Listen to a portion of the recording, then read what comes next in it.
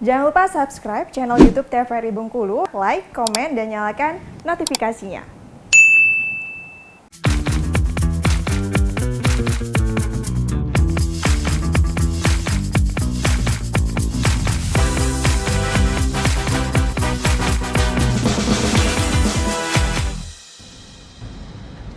Balik lagi di Opini, obrolan pagi ini masih bersama dengan Bapak Mulyadi dengan tema kita Pemandu Lalu Lintas Udara. Tadi kita potong sedikit ya Pak ya terkait dengan duka menjadi seorang ATC itu bagaimana? Boleh dilanjutin Bapak duka-dukanya selama menjadi ATC Mbak. ya?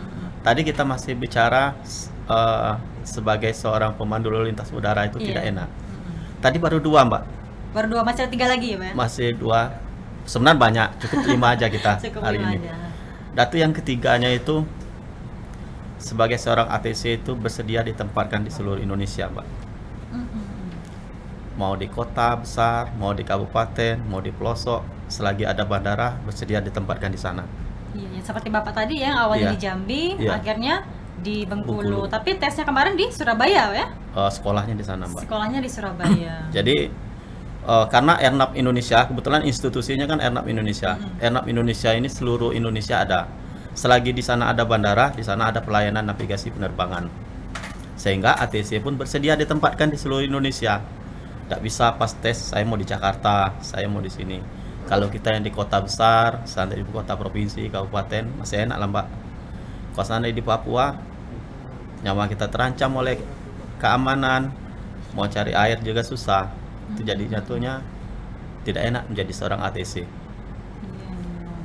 Bebannya ya Pak ya, Beban sangat Mbak, besar beban ya. kerja kita juga tidak enak. Karena seperti yang Bapak bilang tadi ya Pak ya, seorang ATC ini harus fokus ya Harus Pak ya, fokus. harus fokus, tidak boleh emosional. Berarti kesalahan sedikit ini bisa berakibat fatal Mbak. bagi Iya, penerbangan. maka itu. Selanjutnya kalau kita mau jadi ATC itu mengapa tidak enak? ATC itu tidak bisa kaya Mbak. Kalau mau jadi kaya jangan jadi ATC Mbak. Bukannya kalau misalnya beban amanah yang ditanggung itu lebih besar, biasanya dari segi pendapatan juga lebih menjamin Mbak, lebih besar. Kan kaya itu tentatif Mbak. Iya. Kalau memenuhi kebutuhan hidup sudah cukup lah untuk seorang Iya. ATC kan. Tetapi kan orang itu saya kepingin rumah mewah, saya kepingin ini. Jangan jadi seorang ATC Mbak. Kalau hanya untuk memenuhi kebutuhan hidup cukup, Iya. memenuhin lah, lebih standar lah ya untuk kebutuhan. Tapi kalau kaya nggak bisa. Kayak nggak bisa. Jangan berharap. Tapi Bapak kemarin ketika mendaftar sebagai ATC ya Pak ya, pemandu lalu lintas ini sudah tahu resiko ke depannya Pak, atau sebelumnya belum tahu kalau misalnya bebannya ini sangat besar ternyata? Awalnya belum tahu, setelah mengikuti pendidikan dan dijelasin, oh seperti gini kok. Ternyata berat. Ternyata berat. Tetapi harus kita jalanin.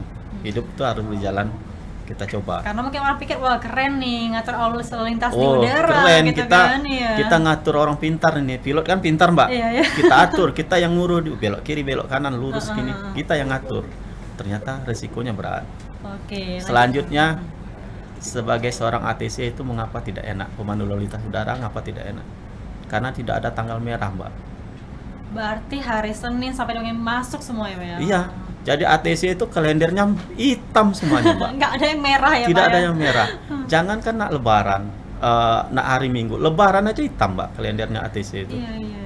Meskipun tanggal merah nasional misalnya seperti itu Iya, kan, tanggal merah memperingati hari nasional. apa, tetap Iya. Kita kerja, mengenal ya. nih libur bersama. Oh, tanggal hari Minggu nih lebaran nih. Iya. ATC itu tidak tahu, Mbak. Dia taunya tanggal itu hitam. Kalau misalnya, Nasib. tapi kalau misalnya kita mau ngambil cuti atau libur, misalnya sakit atau gimana tuh Oh, bisa, Mbak. bisa kan? Karena sistem dinasnya ATC shift, Mbak. Sip-sipan gitu Pak, Sip-sipan, ada sip pagi, sip siang, sip malam. Jadi kalau nasib kita mujur, ya ketemulah tanggal merah itu kita libur. Kadang-kadang tetangga itu bingung kan, bertanya, Mas tidak kerja ya? Orang kerja hari Senin, hari Selasa, kok kamu nggak kerja di rumah aja? Kebetulan kita pas pada saat itu kita libur. Iya. Nah, yang lebih sakitnya sebagai seorang ATC itu orang lagi senang-senangnya pulang mudik, pulang kampung, lebaran kan Mbak? Pulang Kita masih kampung, bekerja ya Pak? kita masih bekerja. Pas kebetulan dapat on duty pada saat itu kita masih bekerja. Orang happy di rumah sama keluarga kita masih bekerja memandu pesawat kan. Iya, benar-benar. Jadi malahan ketika hari Lebaran itu merupakan puncaknya untuk penerbangan, Mbak. Nah, iya, pada saat apalagi kan arus mudik dan arus balik biasanya tuh Iya. para penumpang itu kan banyak, Pak ya. Tapi untuk pengatur lalu lintas di udara itu seorang ATC lebih sibuk nggak, Pak, ketika misalnya arus mudik atau arus balik atau menjelang tahun baru biasanya, Pak ya, kalau ramai-ramainya itu kan. Lumayan sibuk lah, Mbak. Kalau untuk kita di Bengkulu nggak begitulah. Iya. Masih seperti biasa lah ya.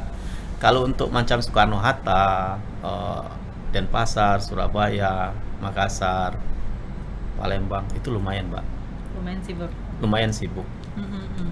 Karena Airnav dan ATC itu bukan hanya mengatur di level bawah, juga mengatur di level atas. Mm-mm. Kan di atas itu, di udara itu ada juga pesawat luar negeri yang lewat di atas Indonesia. Iya, Itu iya, sebagai iya. seorang ATC, pemandu lalu lintas udara, yang ngatur. Kan tanggung jawab tugasnya ATC itu ada 3: Air Traffic Controller, Approach Control, dan ACC Control. Ada 3 daerah. Iya. Di udara ini terbagi menjadi 3 ruang 3 ruang ya, Pak. Itu 3 ruang gimana udara. tuh pembagiannya, Pak? pembagiannya. Yang paling rendah itu Aerodrome Control Tower yang paling rendah. Itu di tempat penerbangan pesawat biasa. Ya biasalah. Iya. Pokoknya masih kelihatan, masih bisa dilihat, masih bisa Iya.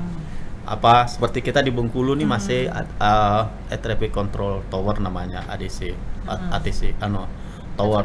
Selanjutnya meningkat sedikit, APP, Approach. Itu apa Itu tuh, sudah Pak? pakai radar, Mbak, sudah ada monitor. Berarti untuk pesawatnya tidak kelihatan seperti itu, Pak?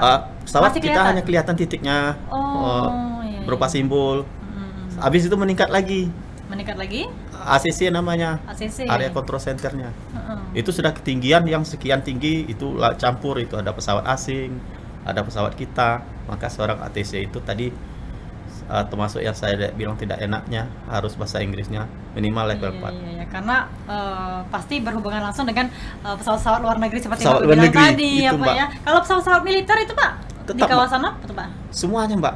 Semuanya, Pokoknya ya? selagi yang ada bergerak di udara, Iya. itu wajib kita pandu, Mbak. Iya. Kan salah satu tugasnya seorang pemandu lalu lintas udara mencegah tabrakan di udara antar pesawat dan antar benda lainnya, dan juga di darat.